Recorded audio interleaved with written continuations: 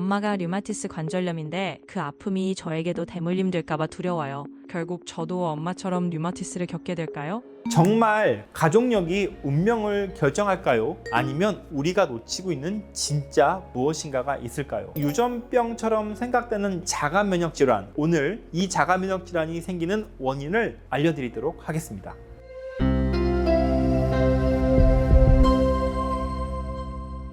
안녕하세요. 당신의 가치를 더하는 메디칼 파트너 최영현입니다.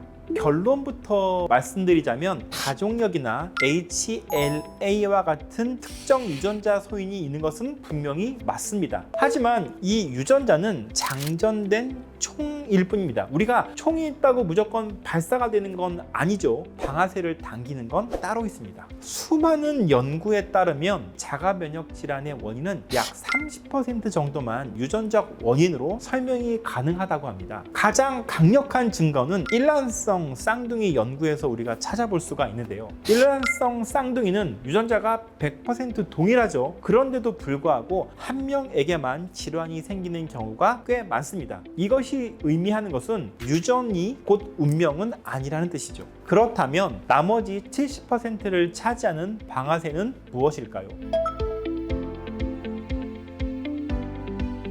바로 우리의 생활 습관과 환경입니다. 대부분의 자가면역 질환은 우리가 어떻게 살고 있느냐, 어떻게 생활하느냐에 따라서 그 운명이 결정된다고 할 수 있는데요. 자, 첫 번째는 만성 스트레스입니다. 신체적, 정신적 스트레스는 면역 조절 능력을 무너뜨리는 가장 큰 주범 중 하나인데요. 이 만병의 근원이라는 말이 괜히 있는 게 아닙니다. 그리고 두 번째는 잘못된 식습관입니다. 영양소가 파괴된 이 가공식품이 가장 큰 문제인데요. 이것은 장내 미생물의 환경을 불균형으로 유도하게 되고 면역의 오작동을 일으킵니다. 그리고 세 번째는 수면 부족입니다. 잠을 제대로 자지 못하면 면역도 지치고 제 역할을 하지 못해서 과부하게 걸리게 되는 것이죠. 자, 그리고 가장 중요한 것 중에 하나가 바로 이 과거의 감염 이력입니다. 과거에 알았던 이 특정 바이러스나 세균에 대한 감염이 수년이 지난 이후에도 우리의 면역 시스템에 혼란을 일으켜서 자가 면역 질환이 시작되는 그 시발점이 되는 경우가 아주 많은 것으로 되어 있습니다. 자, 그 밖에도 미세먼지, 환경 호르몬과 같은 독성 물질의 노출이 복합적으로 작용하는 것으로 알려져 있습니다.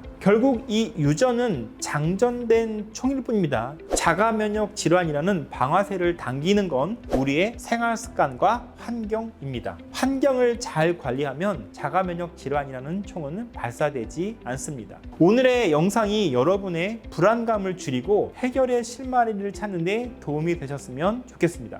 혹시 자가 면역 질환으로 고민하고 계신 분이라면 댓글로 남겨주시면 제가 직접 답변을 달아드리도록 하겠습니다. 오늘의 정보가 도움이 되셨다면 구독, 좋아요, 알림 설정 부탁드립니다.